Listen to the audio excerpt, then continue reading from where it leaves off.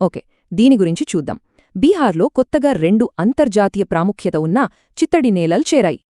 కొత్తగా గుర్తించిన ఈ సైట్లు గోకుల్ రిజర్వాయర్ మరియు ఉదయ్పూర్ సరస్సు. వీటిలో ఉన్న ప్రత్యేకత ఏంటంటే 2 యాక్స్బౌ సరస్సులు, అంటే నది తన దారి మార్చుకున్నప్పుడు ఇవి ఏర్పడతాయి.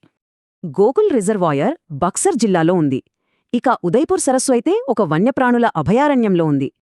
ఇక్కడ చాలా ఆసక్తికరమైన విషయమేంటంటే ఉదయ్పూర్ సరస్సు వలస పక్షులకు ఒక ముఖ్యమైన ఆవాసం. అసలు ఈ రామ్సార్ గుర్తింపు అంటే ఏంటి, దాని గురించిప్పుడు చూద్దాం. ఇది ఒక గ్లోబల్ ట్రీటీ.